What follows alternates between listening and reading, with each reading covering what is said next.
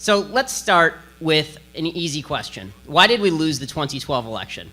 Now, put aside all of the kind of strategic implications of why we lost the 2012 election. Yes, we didn't do a good job on grassroots. We blew all of our money on ads that people TiVoed through in Ohio and Virginia and North Carolina and Florida. Yes, we did a poor job picking a candidate who was a pro-Obamacare candidate when the biggest issue on the table was Obamacare, and also happened to be, I mean, for all practical purposes, the first non-Christian, traditionally Christian candidate in American history in a time when Christianity, traditional Christianity, is really under assault from the left. Forget all of that. Instead, just imagine that you are a normal voter, which is to say that you're dramatically ignorant and you think that Kim Kardashian is significantly more important than the presidency of the United States. Now, Mitt Romney and Barack Obama are running against each other, and all you know about these guys is what they say about each other. And this is the truth. Both candidates actually succeeded in defining their opposition. They actually did. Here's how Mitt Romney defined Barack Obama. Barack Obama, very nice guy, good family man, somebody who really embodies what the Declaration of Independence was going for, who believes in the Constitution, although kind of interprets it wrongly, just not very good at being president. Good guy, bad president. Right? That was kind of the Mitt Romney picture of Barack Obama. And the polls showed that. If you look at the exit polls, people didn't think that Barack Obama was a very good president, and they agreed with Mitt Romney more on policy than they did with Barack Obama. Now, here's how Barack Obama defined Mitt Romney. This guy is the worst guy since Mussolini. This guy hates women. In fact, he has binders full of them just to prove how much he hates them. Not to hire them, but just because he hates women. This is a guy who straps dogs to the top of cars. This is somebody who wants to put you all back in chains. Right? This is somebody who, first and foremost, wants to fire people, and if he can really swing it, he would like to fire you just a couple years before your wife contracts cancer and dies so that you lose your health insurance and he can take credit for her death. That is the Mitt Romney that Barack Obama painted, and the exit polls showed that too. Over 80% of the American population thought that Barack Obama cared more about people like them than Mitt Romney did. Now, nothing in his policy would suggest that this president gives a damn about any American. Really, his policies are bound to fail, they are designed to fail, and he knows they will fail. In fact, he wants them to fail, because when his policies fail, then his policies have succeeded. The more people you have that are unemployed, the more Democrats you have. The more people you have crossing the border illegally, the more Democrats you have. The more people you have who are not in traditional family structures, the more Democrats you have. All of his policies are designed to achieve more Democrats. That's what he's in the business of doing. And bullying is the essential part of what he does. It is the central part of what he does. He has to bully us on a moral level. And here's the thing, it's bled down into everything that liberalism is all about. It's the reason that, look, I'm Jewish. That means that my immediate family is Republican. Everybody else in our family is liberal, not surprisingly. And this has been our experience. I'm sure everybody here is basically from the Los Angeles area, so I'm sure this is your experience too. Thanksgiving dinners are awkward. At Thanksgiving dinner, you're trying to talk about the weather, and suddenly somebody brings up gay marriage, and as it turns out, you hate homosexuals. Like, you personally hate homosexuals. Right? And dinner starts to get kind of nasty, and you say, well, no, I really don't. You know, I'm just anti-gay marriage. And they say, no. You hate gay people. Right? And then when you start defending yourself on that, then they immediately go to, well, you must hate black people because you're Republican. And pretty soon, you kind of retreat to the den, and you watch the Detroit Lions get beat again. Now, the left uses this kind of bullying not just on the individual level, but they've taken over vast institutions. I mean, this is what David really focuses on virtually all the time. When you look at the university is a massive institution that has been taken over on behalf of bullying for the left. There is no rhyme, reason, or evidence to back any of the leftist positions presented on campus. They are still teaching debunked Marxism as the main philosophy. But there's emotion that's taught. And what's taught most of all is that all of us in this room are horrible, racist, bigots, sexist, homophobes. We are all horrible people. They take over Hollywood, and this is vastly important. We underestimate the impact of Hollywood because we think, because whenever you speak to conservatives, conservatives are like dolphins when it comes to entertainment. You know how dolphins sleep with half their brain on and half their brain off? So conservatives have a political side of their brain and they have an entertainment side of their brain. When they're in political mode and you ask them, you know, what kind of TV shows do you watch? They say, I like Ronald Reagan biopics, right? They say, what I would really prefer to watch more than anything else on earth is a documentary about World War II. That's what I'm into. And then they go home and they turn on the entertainment side of their brain and they watch Big Bang Theory. Really, the polls show that the number one show watched among conservatives, self-identified conservatives, is The Big Bang Theory, which also happens to be the number one show overall right now. We watch the same thing that everybody else does. So Hollywood knows that. So what does Hollywood do? They put all of their morality into building characters that you like, simply so that then later they can turn to you and say, you're a really nasty person because you disagree with what that character does.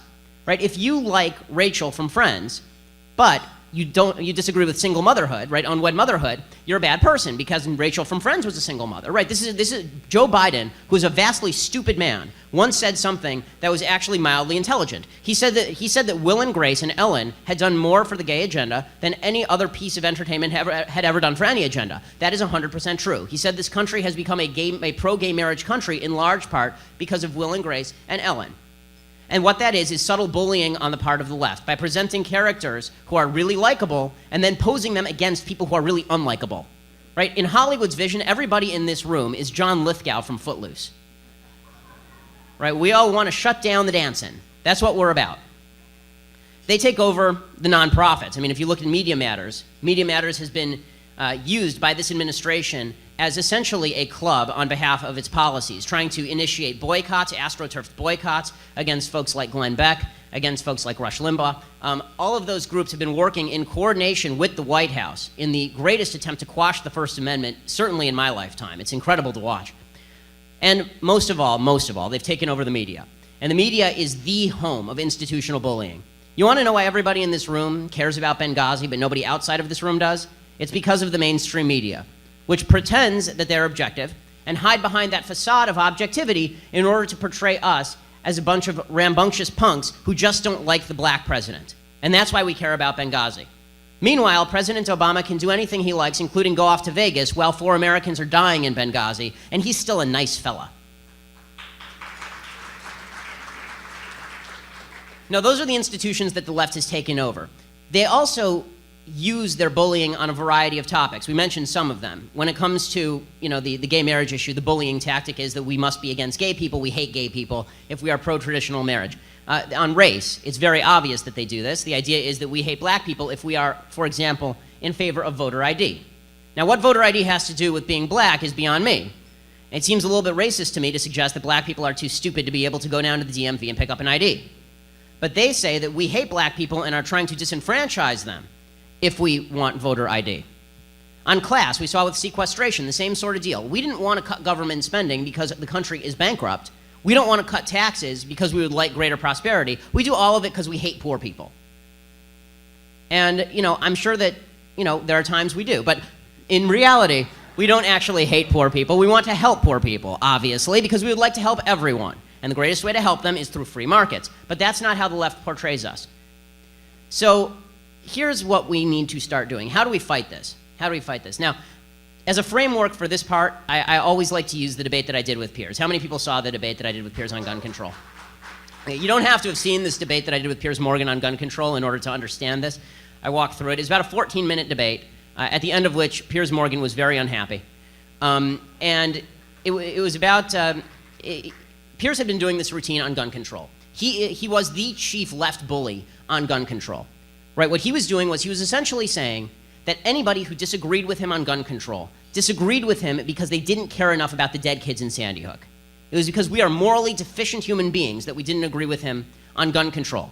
And he would do that all the time, right? He would say, "Oh, I'm so frustrated. You don't seem to understand that there are dead children in Sandy Hook." Right? Go with the moral outrage. And we were the bad guys and he was the good guys. This is how, by the way, this is how leftists sleep at night. Leftists can't sleep at night looking at their policies and saying, oh, what great success we've brought to America. They can sleep at night by knowing they're better than you.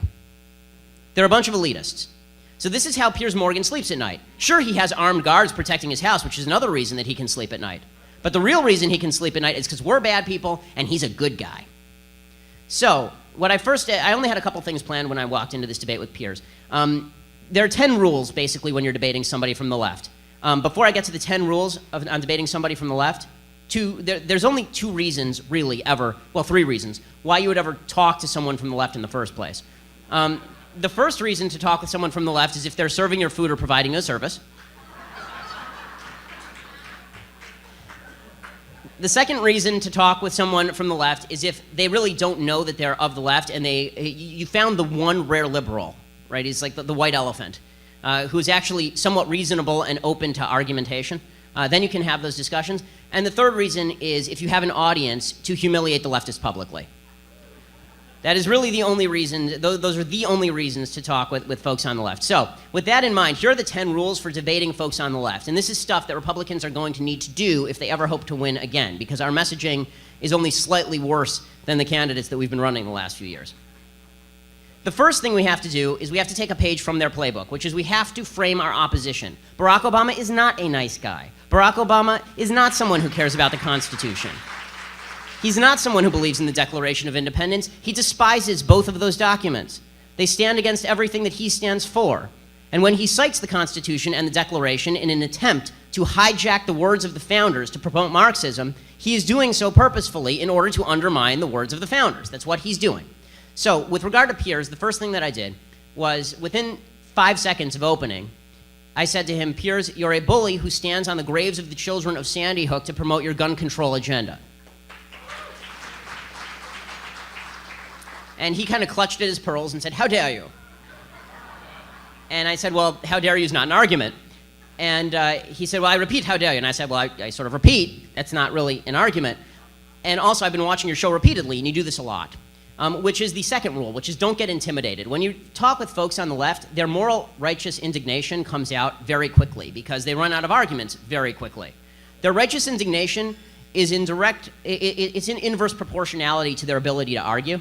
The worse they are at arguing, the more righteous indignation you'll get from them faster. So you can't get intimidated. Andrew Breitbart, who was a mentor of mine, I knew Andrew since I was 17 years old, and he and I were friends for a very long time. He always used to say, walk toward the fire, because they're going to be firing on you anyway. Republicans, conservatives, we've been under the misimpression that they're going to leave us alone. They are not going to leave us alone. They have made this clear. And so we can either embrace the fight or we can run from the fight. If we embrace the fight, then maybe we'll have a chance of winning. If we run, then we're going to surrender and we're going to lose. And that's what's largely happened in the state of California. The third point here, you have to frame the debate. Now, I had something in my pocket for Piers, a little present for Piers, and a minute and a half in, I pulled out a copy of the Constitution and handed it to him live on air. And I asked him to familiarize himself with the Second Amendment. The reason for doing that is because Americans may not know what's in the Constitution. They may not know anything about the Constitution, but they like it. And so it's very important to frame the debate in terms that allow us to win. If we are arguing gun control without reference to the rationale for the Second Amendment and without reference to the Second Amendment itself, then we lose. If we are arguing race relations without bringing up the fact that the Democratic Party has impoverished generations of black folks in the inner city and will continue to impoverish them purposefully, not by accident, purposefully, to keep their union buddies incompetent and rich, then we are failing in our fundamental duty to frame the debate. They need to be made to answer for their own positions. Which brings us to the fourth point. We have to set up philosophical inconsistencies with their positions. You see Republicans fail to do this all the time. We take it as though they actually stand for what they say they stand for. They do not stand for what they say they stand for. They are giant liars. When it came to gun control, the big lie is that they only want an assault weapons ban. Now that makes no sense. No sense at all. There are about 114 million so-called assault weapons in the country. Those are used for approximately 358 murders in 2011. There are approximately 110 million handguns in the country. Those were used in approximately 6,000 murders. So which are more dangerous, handguns or quote-unquote assault weapons? Right? Clearly handguns, if you're going to blame it on the weapon, handguns are more dangerous. So this is what I said to Piers. I said, if your position is assault weapons ban, tell me, please, why you don't want a total gun ban. And he couldn't answer. Because of course he wants a total gun ban. And once you get to the root of leftist positions, that's when they become unpopular. The root of leftist positions is wildly unpopular with the American public. This is why, on immigration, for example, what Obama says he's for is not actually what he's for. If we exposed what he was actually for, the American public would want to vomit on him. Everybody sort of agrees what has to happen on immigration, right? We sort of all agree. Close the border and then figure out what to do with the people here. It's a very easy two-step process. Obama says, I agree with that, and then he says, oh yeah, about that first part, not so much. And that whole border security thing, He puts a poison pill, and the purpose of it, this is why Republicans are real dumb if they fall into this immigration mistake. his whole purpose is to set up a very, very popular policy and then poison pill in the bill so Republicans have to obstruct it, and then he can turn around and say, look at these obstructionist Republicans who hate Hispanics. That is his whole goal. We have to expose the philosophical inconsistencies in what they're doing. Fifth rule here is don't get sidetracked when you're talking with folks on the left. You may notice that when you talk with people on the left, it's sort of like trying to nail Jell-O to the wall. Right? You're talking about tax policy, and suddenly you find yourself talking about gay marriage, and you have no idea how you got from one place to the other because they are wildly shifting. They're sticking and they're moving like Sugar Ray Leonard. I mean, it's unbelievable. What happened in the debate with Piers on this is about halfway through the debate, there was a commercial break, and Piers would not look at me. I mean, he was really unhappy. And he was talking to his producer in his ear, and suddenly I see one of his producers scurry out with a bunch of Sudafed boxes, right? And I'm from California. I thought we were going to cook crystal meth. And in fact, this was going to be less fun than that. He pulled out the Sudafed, and he said, you know, I can walk down to the Rite Aid on the corner, and I can't buy 6 boxes of Sudafed, but if I walked to Walmart, I could buy 1,000 rounds of ammunition. Don't you find that inconsistent? And I said, I don't understand what one has to do with the other.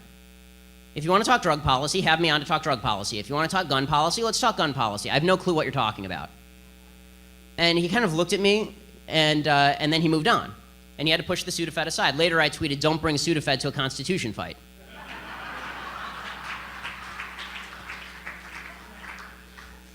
Sixth rule here is if you don't know something, admit it. You see Republicans get in trouble with this a lot. Usually, you know, folks like Paul Krugman, who is easily the stupidest Nobel Prize winner in human history, or folks on other folks on the left. They have one fact that they think is mildly relevant to the conversation, and they bring it up as though this is their trump card. They always have the trump card. If you don't know about it, don't say you know about it, because usually it's irrelevant. So what happened here is that Piers said to me on gun control, he says, do you know what Ronald Reagan's position was on gun control? And I said, no, I was 4 when he left office. And Piers said, well, I said, why don't you tell me? Because it was clear he was going to tell me anyway. And sure enough, here it comes, the letter. He slaps a letter down. It was signed by Ronald Reagan. And it talks about Ronald Reagan's position on assault weapons. Now, later when I actually had a chance to do the research, the kind of assault weapons that Ronald Reagan was talking about are not the kind that Piers Morgan is talking about. Ronald Reagan was in favor of getting rid of fully automatic machine guns. Piers Morgan is in favor of getting rid of like a .22 rifle. But no matter, he says, you know, here is Ronald Reagan's position on assault weapons, and he reads me the whole letter.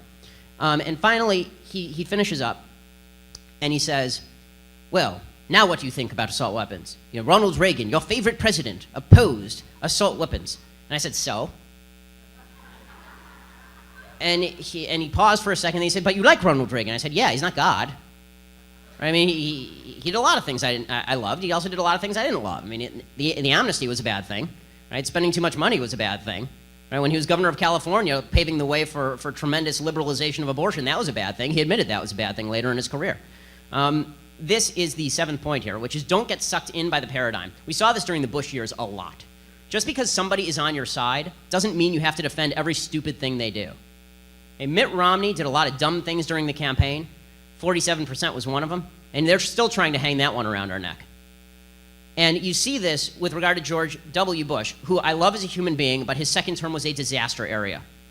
George W. Bush's second term, if there is no second term for George W. Bush, there is no Barack Obama. It is that simple. His second term was a disaster.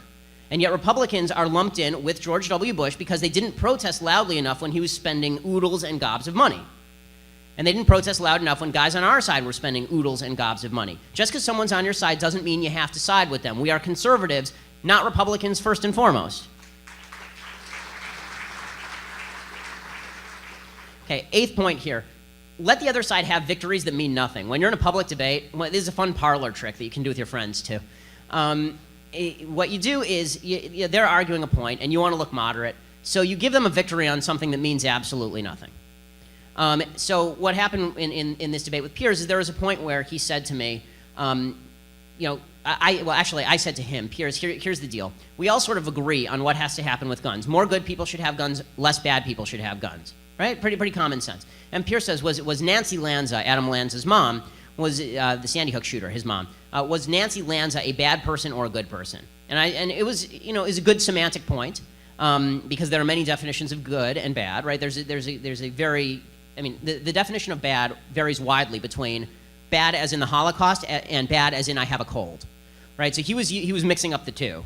And so what I said to him is, well, let me rephrase. What we want is for more good or responsible people to have guns, and less bad or irresponsible people to have guns. And for a second, he kind of grinned like he'd gotten me, and then he realized that he hadn't won anything, because I'd granted him the semantic point without him actually winning anything. And we can do this on some policies as well. There are certain policies where we can kind of grant the point because it's already been taken off the table, and it's a waste of time to argue it. And this is true with some of the social issues. And there are very few people who are arguing right now that, for example, we should reinstate sodomy laws, right? Nobody is arguing that we should reinstate sodomy laws, and that's fine. You know, that's in my opinion, a good thing politically. You can say, look, we're not for reinstating any of those laws. That is what it is. You're not giving anything up. That debate is over. It's done. So that makes you look like a moderate, even though you haven't moved 1 inch on your actual fundamental position with regard to marriage. The ninth point here is to ask questions and reverse the polarity. You may notice when you talk with leftists, they're like prosecutors, right? You hate black people, don't you? Right? You hate gay people. I know you do. Right? The answer to this is that we have to make them defend their own positions. It's very difficult for the left to defend their own positions because they don't have positions. They have feelings. And so when they're asked to defend their positions, then it ends poorly for them. The final point here is body language. Body language is massively important in all of this. When you're publicly debating someone, and Jeremy knows this better than I do because he's in Hollywood, but body language is maybe the most important thing. I'm still trying to work on my own. When you saw John McCain in 2008 debating, I mean, first of all, the optics of John McCain were just a disaster. I mean, leave aside the fact that the Republican National Convention actually had him backdropped by a lime green screen. John McCain, well, you had the Leni Riefenstahl Obama scene, right? Him descending from the clouds into the Greek columns. The body language of John McCain was horrendous, and it made a difference. He was portrayed as a crotchety old man. You know why? Because he's a crotchety old man. He was white-knuckling the microphone. Okay, if you can see your knuckles during a debate, you're doing it wrong. And Mitt Romney got it right during the first debate, and then he got it wrong basically during the last 2 debates. It makes a big difference. So during the debate with Piers was very much forward. He was very closed body language. He didn't look like a happy camper. I was having a good time. I mean, so I was perfectly happy. I was kind of back and open hands. You know, all that matters. The imagistics matter. So, in sum, when it comes to the left, there is only one way to fight these folks, because this is war. It is war. This is not a hobby. This is not something we do for fun. This is protecting our way of life. If they are going to punch us, if they are going to come after us, we have to punch back. If they are going to argue character and we are going to argue policy, we will lose every single time. If correct policy were a winning formula, Democrats would not have won an election for the last 75 years. Correct policy is not going to do it. We have to define who they are. This is not about us. This is about them. It's about what they're trying to do, moving us away from the fundamental American principles that make us America. When Barack Obama said during his inaugural address that we are America and we will always be the greatest nation on the planet, that is an absolute lie, and it is an absolute lie because of people like Barack Obama. We are not genetically superior to anyone else. We are not intellectually superior to anyone else. We have a better set of principles, and that set of principles is what we are fighting for. And that doesn't make us bad people. That makes us good people. And the fact that these want to undermine that, the fact that these folks want to destroy that, makes them morally deficient. There is only one way to defeat a bully. In the words of Barack Obama, you punch them back twice as hard. Thanks so much.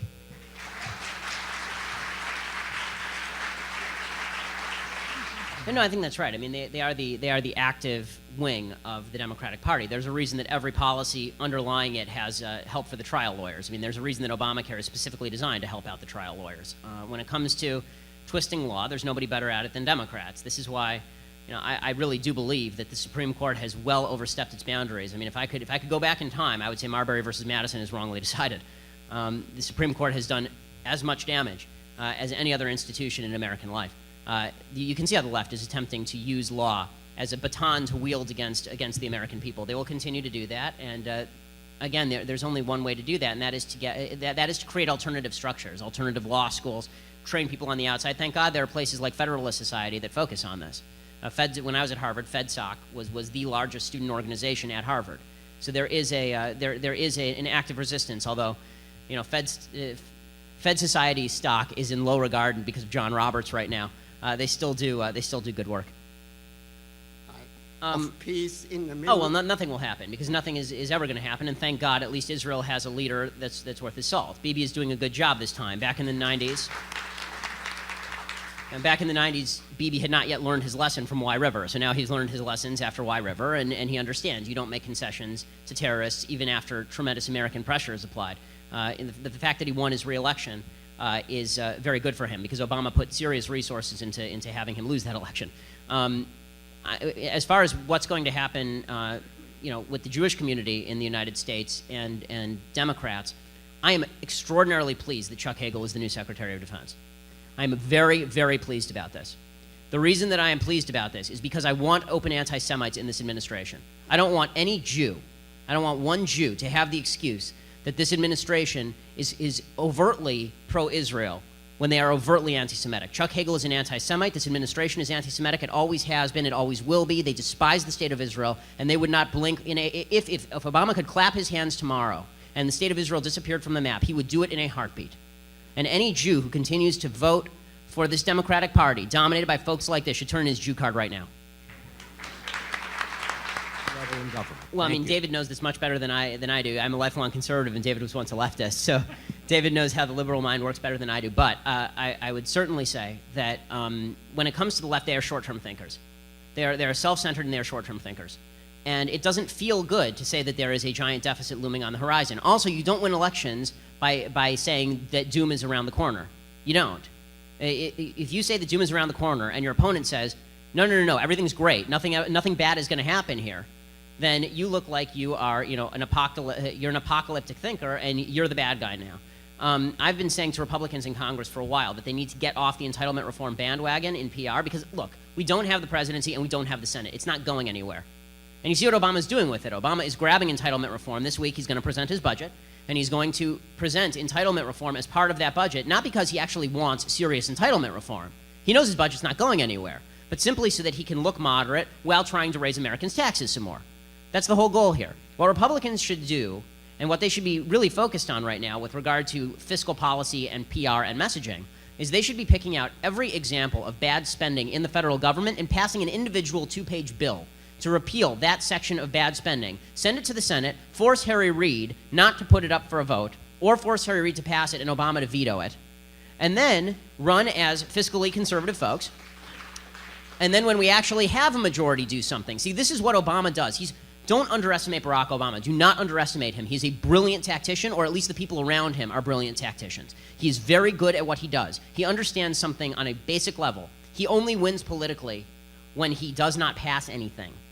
Okay, when the stimulus passed, it launched the Tea Party movement. When Obamacare passed, he got destroyed in 2010. For 2 years, nothing happened. And then he won a wide-ranging victory in 2012 because he got to cast us as the obstructionist. Obama does not go for half measures. He's not going to be Bill Clinton. He's not going to come to the middle. He's going to pretend to come to the middle until he wins a majority, and then he's going to win a majority in the House, and then he's going to leverage whatever the hell he wants into place. Republicans cannot compromise on this stuff. We are no longer living in William F. Buckley's world. Okay, when William F. Buckley says our job is to stand athwart the rails of history shouting stop, there's a train coming down those tracks. We've been shouting stop for generations now, and that train is still coming. There's only one way to derail the train, and that's to bomb the train tracks. As far as kind of who the current leaders of the Republican Party are, I like the block of Ted Cruz, Rand Paul, and Mike Lee. I think they are all potential leaders. Scott, the Wisconsin, Scott Walker, the governor of Wisconsin, is terrific. I don't like Chris Christie. I think that there are a good number of kind of younger conservatives. Now, the reason I like Ted Cruz is not because he's Hispanic. I think that the stupidest thing that we can do is run Hispanic candidates and then expect that Hispanics are going to immediately flip the switch. That's not how this works. Democrats do not win because Democrats run minority candidates. Democrats win because they give away goodies, and people like goodies. I mean, we like to talk about what a high percentage Barack Obama won of the black vote. I mean, look at the percentage that John Kerry won of the black vote. It's pretty similar. I mean, they were only separated by about 5 percentage points. So in terms of wooing minority communities, we're going to have to do something that we've never had to do before. And this is a testament to the fact that everybody in this room, we're no longer conservatives. You know why? There's not much to conserve. The status quo is not with us. If things keep going the way they're going, we are a bankrupt country. Right? The status quo is not with us. And so what we're going to have to realize, especially when we do outreach to the minority community, is it's basically, California is like Afghanistan. Okay, we need a counterinsurgency strategy. We need boots on the ground. We need folks actively changing people's lives in places where they have never experienced capitalism. If you go down to South LA and you take a kid from South LA and you drive them through Beverly Hills and you say, one day, if you work hard, the American dream is you can have this house, they'll look at you and they'll call you a liar and they'll be right. And the reason they will be right is because they are stuck in horrible schools with a family structure that is not built to support them, and everybody they know has been dependent on government for generations. And everybody that they know is not going to be living in that house on Beverly Hills unless they, strike it rich in some bizarre way. So what we have to do is we have to build a different lifestyle for folks. Instead of spending hundreds of millions of dollars on Mitt Romney's campaign ads, how about we spend hundreds of millions of dollars building schools in the inner cities that actually teach traditional American values, and we send these kids there for free, but not really for free. When they get out of school, then they work for the corporation that helped sponsor the education, right? Like an ROTC program. You get people dependent. I grew up in a traditional two-parent household. I grew up, my parents never took government money. And that's why I always believed in capitalism, because that's the lifestyle I led. You can't expect people to immediately jump both feet into a lifestyle they have never even considered before. This is why Democrats are so intent on destroying the inner cities. This is why they're intent on destroying minority communities. They are making people dependent on them. And that's not because these folks are bad. This is why the 47% comments were so stupid. Because it's not these folks are bad. They are no morally worse than any other human being. Okay, they're rich people who are living in New York taking government welfare.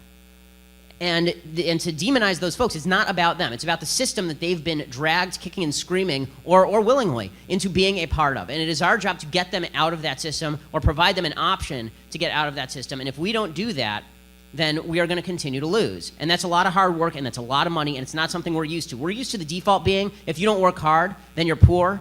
And if you want to work hard, then you get ahead. That's still true to a certain extent in California, just like it is in the rest of the United States. But if you have no experience with that personally, if you've never seen that happen to any of your friends, you're not going to believe that. What you will believe in is the welfare check at the end of that counter.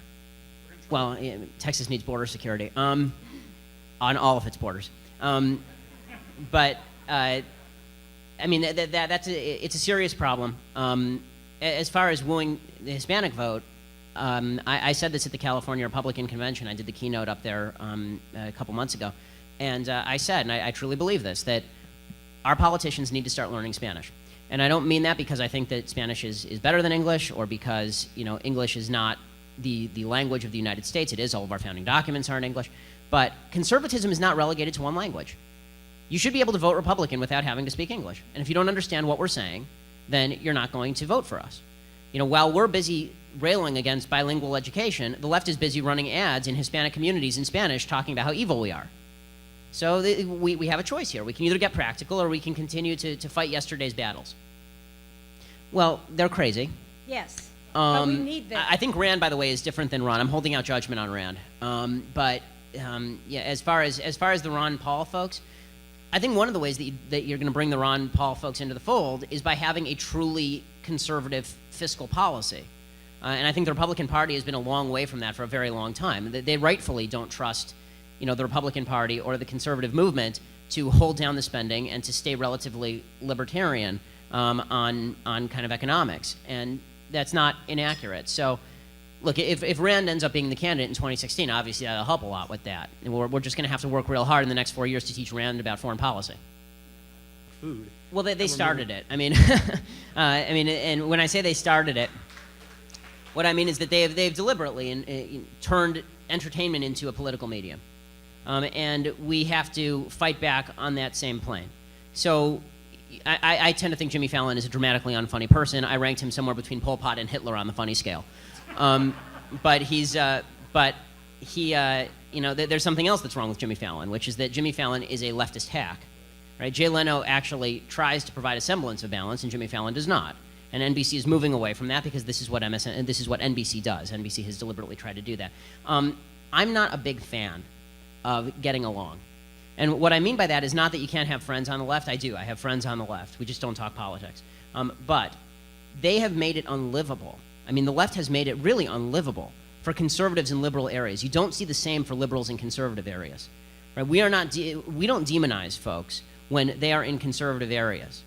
And they do demonize us when we're in places like Los Angeles or when I was spending time in Cambridge. This is what they do. And so if they're going to demonize us, this is actually a really important point. Civility is like the Geneva Conventions. The Geneva Conventions were designed to keep people in uniform. If you're out of uniform, then we can slap you in Gitmo and waterboard you. If you're in uniform, then you're a POW and you're treated under the Geneva Conventions.